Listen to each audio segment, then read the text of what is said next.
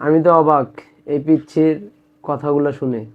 সে কিভাবে জুলাইয়ের অভ্যুত্থান নিয়ে একটা বক্তব্য দিল। তার কথার স্পিডগুলো দেখেন, দেখলে আপনিও হতবাক হয়ে যাবেন।